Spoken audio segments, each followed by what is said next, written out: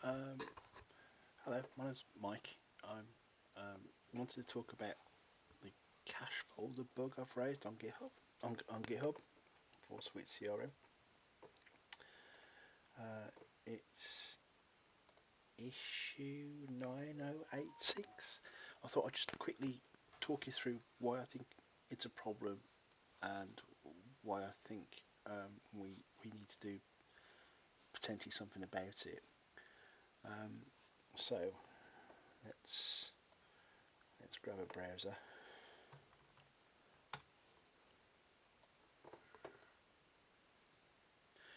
So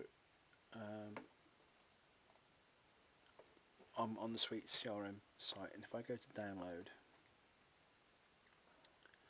I get options to download this, and it's coming from SuiteCRM files. So if we copy that link and address and paste it here, so that's where we're going to be going to get the files from. We're going to this files folder 162, don't know, SuiteCRM 711 525, don't know, and then that's the actual name of the release we're getting. So if we get that and download it, and I've already done that, if you bear with me, I've actually got it in a folder here.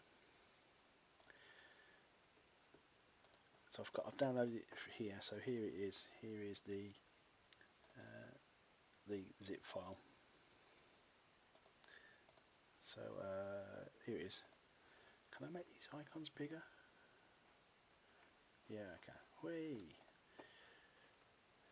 So this is the download that's come from source from SuiteCRM.com. Open that up. It'll give me a folder, and in that folder, I'll get a cache folder, and in that cache folder, there is an include folder, and then in there we've got JavaScript, and in there we've got a bunch of stuff that's all bundled in there with it, which is great. So that's what we get when we download the file from there. Now,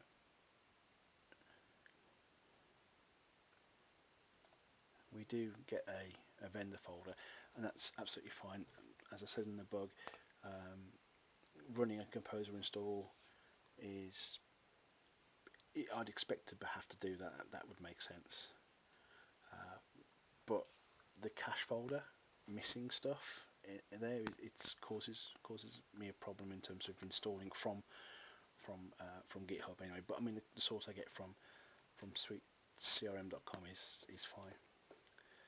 So then, if I come back up to my Suite compare and look at the GH source from GitHub, here we've got the same file. I've downloaded it a bunch of times. Here it is, and if we look in that one, we get the same sort of structure, but we don't have a cache folder there. And as we don't have the cache folder, the includes folder and JavaScript and the JavaScript files are therefore missing. So as part of the install, which tries to pull that, and it generates a bunch of errors and stuff, I can endeavour to try and demonstrate that for you if you want.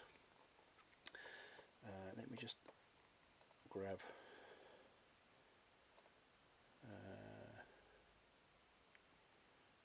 a copy. I've got a copy of, yeah. So we'll grab this. I'm just going to talk amongst yourselves for a second.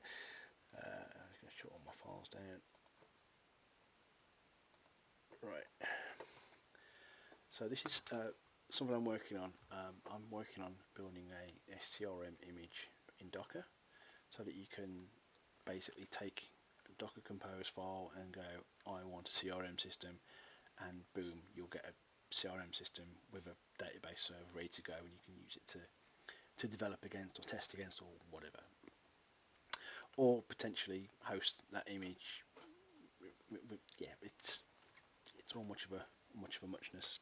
Yeah, it was primarily, I thought, oh, it'd be a good idea to try Dockerizing this application. Let's have a go, see how far I get, see what stumbling blocks I get, and use that to learn how Docker works. So I shall switch to Docker. I'm running some containers here. Let's just shut this one down. And I've got CRM here, and am I going to bin these? Yeah, I am, because I want to build it from the source. So I'm going to remove my containers.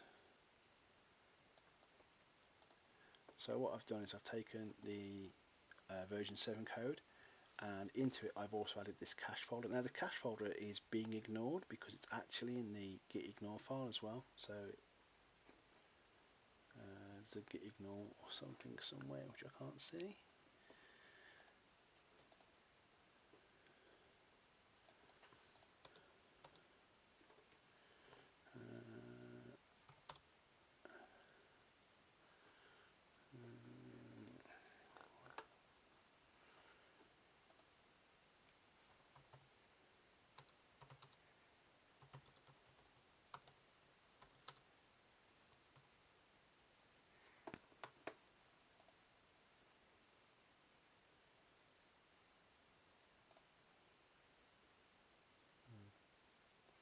Okay, let's ignore that for now.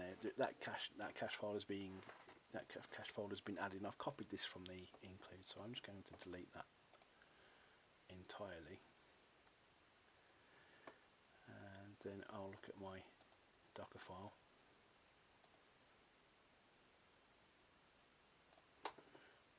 So the Docker file does stuff with cache here, which doesn't exist, so I'm going to bin that out because you can't change it. So if I run Docker Compose now, it may take a while, but I'll, through the power of editing, reactivate it once it's done. See you in a second. Right, so I'm just resuming it now. It's just finishing off. We're on the last but one stages. It's just doing this bit here now. So it's doing the chmod 775, and it's doing custom modules, themes, data, and upload. So it's just doing that now, and then it will do it'll do layer stuff, and then we'll have an image that we can build a container from, and then it will build the containers for us as well.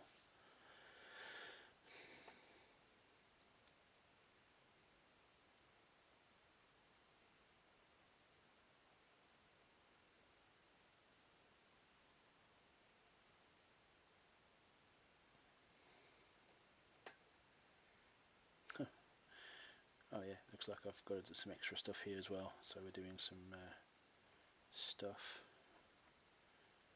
Yeah, don't worry about all of these. These are just my notes. Try and make sure I've got it all working.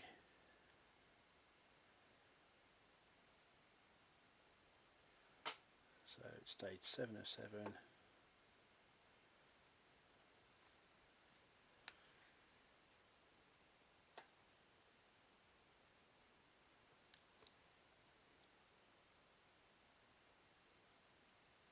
I feel like I should apologise for the cap. I have lockdown hair. Yeah, it gets a bit messy, so I put a cap on.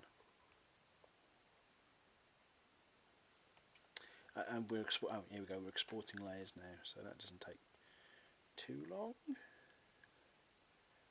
So it's built them now. It's building my containers for me based on those images, and we're done. Okay, that was a while.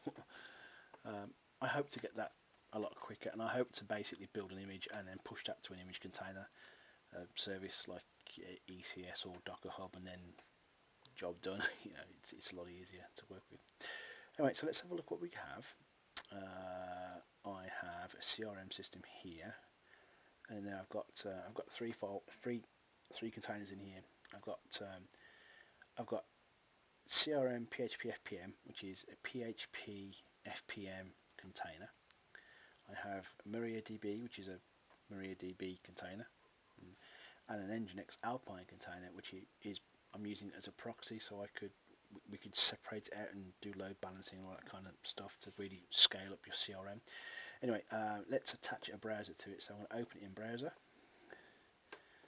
So let's not forget, this is the code for 7.11.18 straight out of GitHub.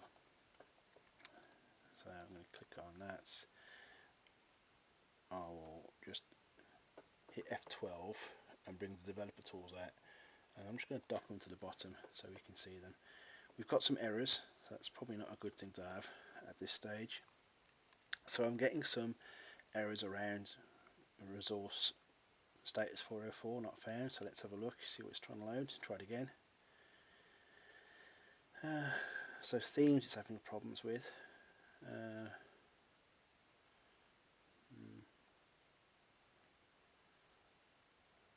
So these are all basically 404, so this all appears to be stuff that's missing. Let's have a look, see what that is. Let's open that in a new tab. So it's going to Themes, Suite, P, CSS, Responsive Slides. Don't quite get it, but don't worry about it. We'll click on Accept. We'll clear those out for now. Clear the network out. We can see it here as well, so we can see that all these 404s, will clear that out and go next. So it's going to do my environment check, and that looks good. Again, we've got responsive slides 404ing and stuff. So next,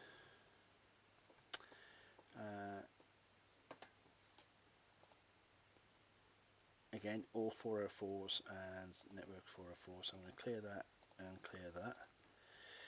So it's going to want some data stuff. So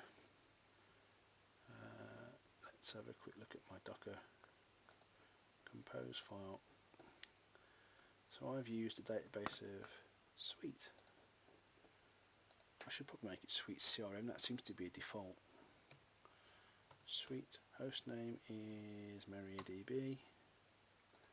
Username is SuiteUser. Password is password.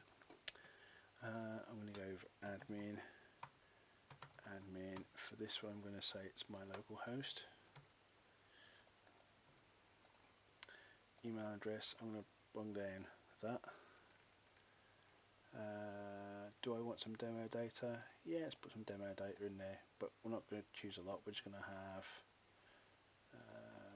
we'll have the service one, because that's the one I was interested in looking at, was the knowledge base and stuff, so that always seems good. And then we'll click on next. So just to confirm, network, I've got nothing there.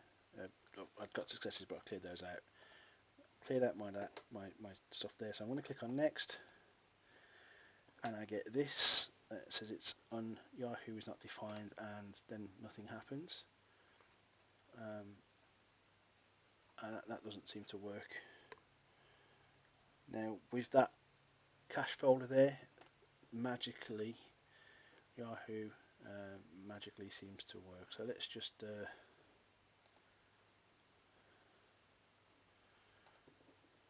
let's try going back and forward.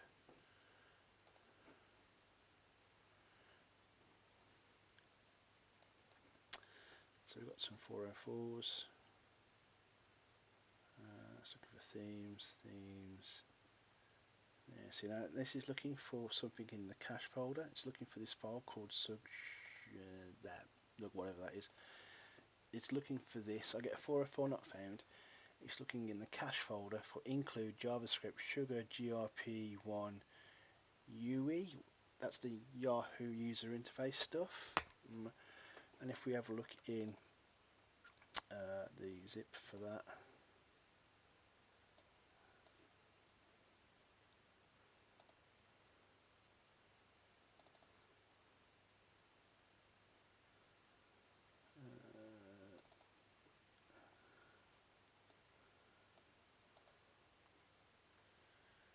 so there it is there, 7.11.18.